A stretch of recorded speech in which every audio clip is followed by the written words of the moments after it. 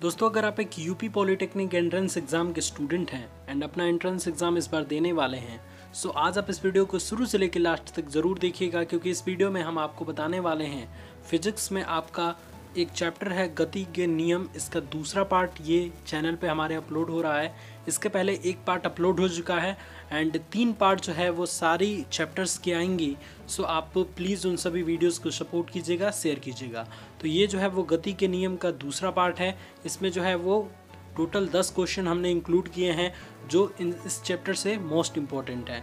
ठीक है दोस्तों, वीडियो को शुरू से लेकर लास्ट तक ज़रूर देखिएगा एंड चैनल पे पहली बार आते हैं तो चैनल से जुड़ जाइए ऐसी ही वीडियोस रेगुलर देखने के लिए। तो नमस्कार दोस्तों, मैं हूँ रोशन और स्वागत है आप सभी का पांडे जी टेक्निकल में। और दोस्तों, अगर आप एक पॉलिटेक्निक एंट्रेंस एग्जाम के स्टूडेंट हैं सो हमारी वेबसाइट को एक बार ज़रूर चेक कर सकते हैं। वहाँ पर आपको प्रॉपर इन्फॉर्मेशन रेगुलर मिला करती हैं। देखिए दोस्त, सबसे पहले अगर हम बात करें अपने क्वेश्चंस की, तो सबसे पहला हमारा क्वेश्चन है कि बल तथा इसके लगने के समय अंतराल के गुणनफल को कहते हैं। यानी कि बल तथा इसके लगने में समयांतराल जो लगता है बल के लगने में, उसके गुणनफल को क्या कहते हैं। और यहाँ पे आपको 4 ऑप्शन देखने को मिल जाते हैं, जिसमें पहला ऑप्शन संवेग, दूसरा ऑप्शन आवेग, तीसरा ऑप्शन विस्थापन और चौथा ऑप्शन इनमें से कोई नहीं। मोस्ट इंपॉर्टेंट क्वेश्चन है दोस्तों। तो देखिए, बल तथा इसके लगने में समय यानी कि F/T के गुणनफल को हम क्या कहते हैं। तो हम जानते हैं कि आवेग का जो सूत्र होता है कि आवेग बराबर बल गुणे समयांतराल। ठीक है, यानी कि I = F/T। I जो है वो आवेग को डिनोट करता है। ठीक है, तो इस बात को हम ध्यान में रखेंगे। तो यहाँ पे जो होगा वो हमारा option number B correct answer हो जाएगा कि बल तथा इसके लगने में समय अंतराल के गुणनफल को आवेग कहते हैं। और दोस्तों, अगर आपको ये आंसर मालूम है तो आप हमें कमेंट में बता सकते हैं। अब दोस्तों, बढ़ते हैं हम अपने नेक्स्ट क्वेश्चन की तरफ। नेक्स्ट क्वेश्चन हमारा ये कह रहा है कि लिफ्ट में खड़े व्यक्ति को अपना भार शून्य प्रतीत होगा जब लिफ्ट, ऑप्शन यहाँ पे आप देख पा रहे होंगे, जिसमें पहला ऑप्शन कह रहा है कि लिफ्ट विरामावस्था में है, दूसरा लिफ्ट ऊपर की ओर जा रही है, तीसरा यदि लिफ्ट की डोरी टूट जाए, और इनमें से कोई नहीं, चौथा ऑप्शन है आपका। तो देखिए, जब भी कोई लिफ्ट में अगर कोई व्यक्ति खड़ा होता है और उसको अपना भार जो है वो शून्य प्रतीत होने लगता है, कब? जब लिफ्ट की डोरी टूट जाए और लिफ्ट स्वतंत्र रूप से नीचे गिरने लगे। उस स्थिति में दोस्तों लिफ्ट में जो व्यक्ति रहेगा उसको अपना भार शून्य प्रतीत होगा। तो यहाँ पे जो होगा वो शून्य वाला ऑप्शन जो है वो हमारा करेक्ट आंसर हो जाएगा, इसलिए हम इस ऑप्शन को टिक करके आएंगे। ठीक है दोस्तों, बढ़ते हैं हम अपने नेक्स्ट क्वेश्चन की तरफ। नेक्स्ट क्वेश्चन हमारा ये कह रहा है कि बल का सीजीएस मात्रक क्या है। और यहाँ पे आपको 4 ऑप्शन देखने को मिल जाते हैं, जिसमें पहला ऑप्शन डाइन, दूसरा ऑप्शन अर्ग, तीसरा ऑप्शन न्यूटन सेकेंड और चौथा ऑप्शन इनमें से कोई नहीं।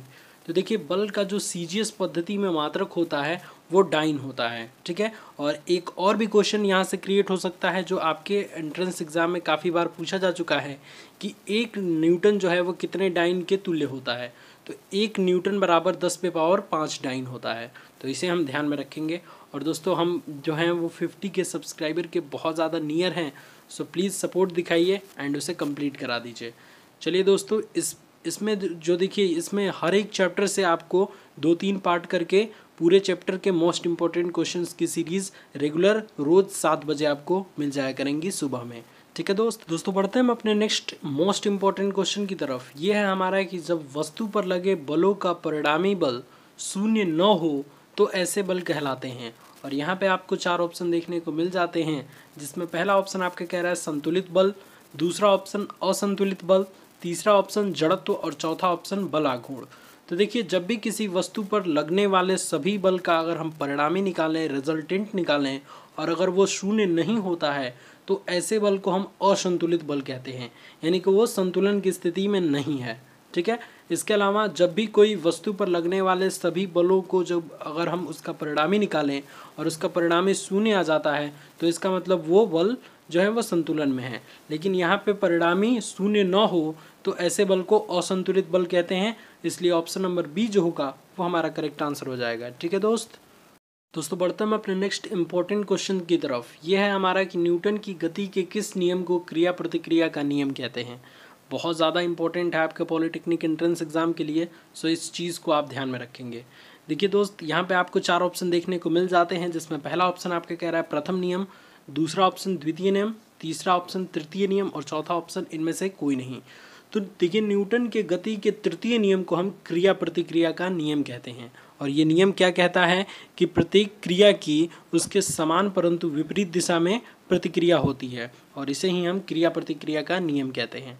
तो सिंपली हमें यहाँ से ये पता लगा कि न्यूटन की गति के तृतीय नियम को हम क्रिया प्रतिक्रिया का नियम कहते हैं, इसलिए ऑप्शन नंबर सी जो होगा वो यहाँ पे हमारा करेक्ट आंसर हो जाएगा। और इसी टाइप के जो है वो छोटे छोटे क्वेश्चंस काफ़ी आपके एंट्रेंस एग्ज़ाम के लिए मोस्ट इम्पोर्टेंट होते हैं, ठीक है। इसलिए आपको इन सारे क्वेश्चन को रिवीजन करा दिया जा रहा है ताकि आपके एंट्रेंस के लिए आपके लिए ये चीज़ हेल्पफुल हो, ठीक है दोस्तों बढ़ते हैं हम अपने मोस्ट इम्पॉर्टेंट क्वेश्चन की तरफ। ये है हमारा कि जब किसी वस्तु पर एक साथ कई बल कार्य कर रहे हैं तथा उनका परिणामी बल शून्य हो तो ऐसे बलों को हम कहते हैं।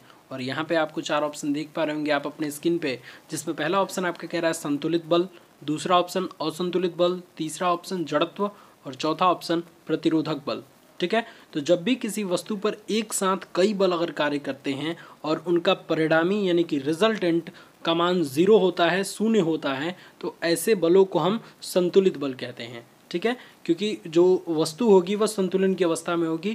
क्योंकि देखिए जैसे एक एग्जाम्पल के तौर पे लें कि मान लीजिए एक आपका जो 2 हाथ हैं उसमें से एक हाथ को पकड़ के एक व्यक्ति 20 न्यूटन के बल से अपनी तरफ खींच रहा है, और सेम आपके दूसरे हाथ को किसी और व्यक्ति ने पकड़ के 20 न्यूटन के उसी के विपरीत दिशा में खींच रहा है, यानी कि दोनों की डायरेक्शन जो है वो अपोजिट है, तो आप जो है वो संतुलन में रहेंगे।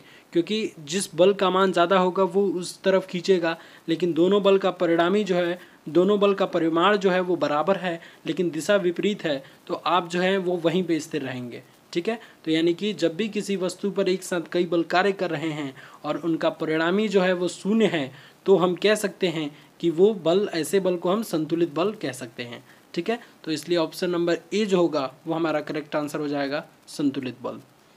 दोस्तों बढ़ते हैं हम अपने नेक्स्ट क्वेश्चन की तरफ। नेक्स्ट क्वेश्चन काफ़ी इंपॉर्टेंट है कि न्यूटन के किस नियम को जड़त्व का नियम कहते हैं। और यहाँ पे आप 4 ऑप्शन देख पा रहे होंगे, जिसमें पहला ऑप्शन तृतीय नियम, दूसरा ऑप्शन द्वितीय नियम, तीसरा ऑप्शन प्रथम नियम और चौथा ऑप्शन उपरोक्त सभी, ठीक है। तो न्यूटन के प्रथम नियम को जो है वो हम जड़त्व का नियम कहते हैं, ठीक है। तो यहाँ से हमारा समझ में आ गया कि न्यूटन के प्रथम नियम को जड़त्व का नियम कहते हैं। सो ऑप्शन नंबर सी जो होगा वो हमारा करेक्ट आंसर हो जाएगा। और एक बार हम रिवीजन कर लें कि न्यूटन के गति का प्रथम नियम क्या कहता है कि यदि कोई वस्तु विराम अवस्था में है या फिर एक समान गति की अवस्था में है तो वो विराम अवस्था या फिर एक समान गति की अवस्था में ही रहेगी जब तक उस पर कोई बाह्य बल लगाकर, एक्सटर्नल फोर्स लगाकर उसके जो है वो विराम अवस्था या फिर एक समान गति की अवस्था में हम परिवर्तित न कर दें, ठीक है। तो ये जो कहलाता है वो हमारा न्यूटन का गति का प्रथम नियम कहलाता है। तो इस चीज़ को हम ध्यान में रखेंगे, ठीक है दोस्तों बढ़ते हैं हम अपने नेक्स्ट क्वेश्चन की तरफ। नेक्स्ट क्वेश्चन हमारा न्यूमेरिकल टाइप का है और इस टाइप के क्वेश्चन आपके एंट्रेंस में पूछे जा सकते हैं, ठीक है।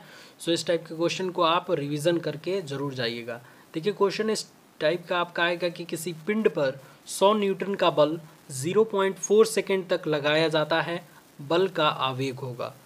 और यहाँ पे आपको ऑप्शंस मिल जाते हैं। तो देखिए जब भी न्यूमेरिकल टाइप के क्वेश्चन आते हैं मैं बार बार आपसे कहता हूँ कि जो भी वैल्यूज़ दी गई रहती हैं उसे आप सबसे पहले नोट डाउन कीजिए। तो किस चीज़ की वैल्यू दी गई है कि पिंड पर 100 न्यूटन का बल लग रहा है, यानी कि F की वैल्यू दी गई है 100 न्यूटन, ठीक है। फिर समय दिया है यानी कि T = 0.4 दिया है, और क्या पूछ रहा है, आवेग का मान पूछ रहा है। तो आप जानते हैं कि आवेग का सूत्र बल और समय के रूप में क्या होता है, कि आवेग बराबर बल गुणे समय, I = F/T, ठीक है। तो ये फॉर्मूला आप अप्लाई कर दीजिए। तो आवेग बराबर बल का मान क्या दिया है 100 न्यूटन और T यानी कि समय का मान क्या दिया है 0.4 सेकेंड। तो इसकी अगर हम मल्टीप्लाई करेंगे तो 40 न्यूटन सेकेंड आ जाएगा, क्योंकि अब देखिए आवेग का जो मात्रक होता है वो आपका न्यूटन सेकेंड होता है। तो इस चीज़ को भी आप ध्यान में रखेंगे, क्योंकि यहाँ से भी आपके क्वेश्चंस बन सकते हैं कि आवेग का मात्रक क्या होता है। तो F/T इससे स्पष्ट है कि न्यूटन सेकेंड होगा, और ये जो मल्टीप्लाई आप करेंगे 100 में 0.4 का तो 40 न्यूटन सेकेंड आएगा, ठीक है। तो ऑप्शन नंबर ए जो होगा वो हमारा करेक्ट आंसर हो जाएगा कि 40 न्यूटन सेकेंड, ठीक है, बल का आवेग होगा। तो इस टाइप के क्वेश्चन को आप इस तरीके से करेंगे तो आपके लिए बहुत ज़्यादा हेल्पफुल और बेनिफिट रहेगा। एंड इस टाइप के क्वेश्चन को ज़्यादा से ज़्यादा रिवीजन कीजिएगा एंड अगर ये वीडियो अच्छा लगता है आपको तो हमें कमेंट में एक लाइन लिख के ज़रूर बताइएगा कि इसका अगर आप नेक्स्ट पार्ट देखना चाहते हैं, ये गति का नियम जो चैप्टर चल रहा है, तो इसके अगर नेक्स्ट पार्ट यानी कि तीसरा पार्ट देखना चाहते हैं तो हमें कमेंट में बता दीजिए, तो इसका तीसरा पार्ट बनेगा। या फिर नेक्स्ट चैप्टर चाहते हैं तो उस चैप्टर का नाम भी बता दीजिए, हम नेक्स्ट चैप्टर की वीडियो आपको बना के बता देंगे। ठीक है दोस्तों बढ़ते हैं हम अपने नेक्स्ट क्वेश्चन की तरफ। नेक्स्ट क्वेश्चन भी हमारा जो है न्यूमेरिकल टाइप का है। वो ये हमारा कह रहा है कि एक पिंड का संवेग 1 मिनट में 200 किग्रा मीटर प्रति सेकंड से बढ़कर 800 किग्रा मीटर प्रति सेकंड हो जाता है, पिंड पर आरोपित बल होगा। तो देखिए क्वेश्चन से ही एक आप क्वेश्चन क्रिएट कर सकते हैं। यहाँ से संवेग का मात्रक आप ध्यान में रख सकते हैं कि संवेग का मात्रक किग्रा मीटर प्रति सेकंड होता है। तो इस चीज़ को आप यहाँ से नोट डाउन कर सकते हैं कि यहाँ से आपको एक चीज़ देखने को मिल गया कि संवेग का मात्रक किग्रा मीटर प्रति सेकंड होता है या फिर न्यूटन सेकंड होता है। तो इस चीज़ को भी ध्यान में रखिएगा, कई बार आपके जो है वो एंट्रेंस में इस टाइप के क्वेश्चन पूछे जा चुके हैं। तो क्वेश्चन को एक बार और पढ़ लेते हैं कि एक पिंड का संवेग 1 मिनट में 200 किग्रा मीटर प्रति सेकंड से बढ़कर 800 किग्रा मीटर प्रति सेकंड हो जाता है, पिंड पर आरोपित बल है। यानी कि बल का मान पूछ रहा है और क्या क्या दे रखा है, हमारा जो है वो समय दे रखा है t = 1 मिनट, फिर संवेग दे रखा है p1 बराबर 200 किग्रा मीटर प्रति सेकंड और p2 बराबर 800 किग्रा मीटर प्रति सेकंड। ठीक है, और आपको जो है वो बल निकालना है। तो आप देखिए आपने अगर 9th क्लास में या फिर 11th क्लास में पढ़ा होगा तो बल बराबर होता है संवेग परिवर्तन की दर। यानी कि अगर हम इसको जो है वो संकेत के रूप में लिखना चाहें तो F = ΔP/ΔT होता है। ठीक है, और P बराबर जो होता है वो ΔP = P2 - P1 हम लिख सकते हैं। तो P2 यानी कि दूसरा संवेग कितना दिया है 800 और P1 कितना दिया है 200। तो 800 में से 200 घटा के और बटा ΔT करते हैं। ठीक है, तो t की जगह पे 1 मिनट दिया है तो इसे सेकंड में बदलेंगे तो कितना हो जाएगा 60 सेकंड, क्योंकि 1 मिनट बराबर 60 सेकंड होता है, ये हम जानते हैं। ठीक है, और इसको अगर आप डिवाइड करेंगे तो 600/60 यानी कि 10 न्यूटन। तो यहाँ पे हमारा फाइनली जो वैल्यू निकल के आई बल की वो हमारी 10 न्यूटन हो गई। ठीक है, तो यहाँ पे ऑप्शन नंबर डी जो होगा वो हमारा करेक्ट आंसर हो जाएगा। तो इस टाइप के क्वेश्चन को आप इस तरीके से कर सकते हैं। ठीक है, और इस टाइप के क्वेश्चन काफ़ी ज़्यादा बार आपके एंट्रेंस में पूछा जाता है। एक बार और देख लें कि बल बराबर जो होता है वो संवेग परिवर्तन की दर होता है, इनकी F = ΔP/ΔT। और ΔP को क्या लिख सकते हैं P2 - P1, और P2 और P1 की वैल्यू दी गई है और T की वैल्यू दी गई है, इससे आप F की वैल्यू निकाल सकते हैं। तो फाइनली हमारा क्या रिजल्ट आ गया 10 न्यूटन। ठीक है, तो ऑप्शन नंबर डी जो होगा वो हमारा करेक्ट आंसर हो जाएगा। दोस्तों बढ़ते हैं हम अपने नेक्स्ट और लास्ट क्वेश्चन की तरफ। ये क्वेश्चन हमारा ये कह रहा है कि किसी बाह्य बल के अभाव में एक पिंड एक समान वेग से गति करता है जिसका कारण है। और यहाँ पे आपको 4 ऑप्शन देखने को मिल जाते हैं, जिसमें पहला ऑप्शन संवेग संरक्षण, दूसरा ऑप्शन जड़त्व, तीसरा ऑप्शन संवेग संरक्षण तथा जड़त्व दोनों, और चौथा ऑप्शन न संवेग संरक्षण और न ही जड़त्व। ठीक है, तो किसी बाह्य बल के अभाव में एक पिंड एक समान वेग से गति करता है जिसका कारण जड़त्व होता है। कोई भी बाह्य बल का अभाव होगा तो एक पिंड जो होगा, यानी कि कोई भी पिंड हो सकता है, वो एक समान वेग से अगर गति करेगा तो उसका कारण सिर्फ और सिर्फ जड़त्व होगा। इसलिए यहाँ पे हमारा ऑप्शन नंबर बी जो होगा वो हमारा करेक्ट आंसर हो जाएगा। सो दोस्तों आशा करते हैं आपको वीडियो बहुत अच्छा लगा होगा। अगर वाकई में आपको वीडियो अच्छा लगा है तो हमें कमेंट करके ज़रूर बताइएगा, एंड वीडियो पसंद आने पे वीडियोस को लाइक कीजिएगा, अपने दोस्तों में शेयर कीजिएगा, एंड हमारे चैनल पे पहली बार आते हैं तो चैनल को सब्सक्राइब करके चैनल से जुड़ जाइए, क्योंकि यहाँ पे रेगुलर आपको प्रिपरेशन से रिलेटेड वीडियोज़ रेगुलर मिलती हैं। धन्यवाद दोस्तों, जय हिंद, जय भारत।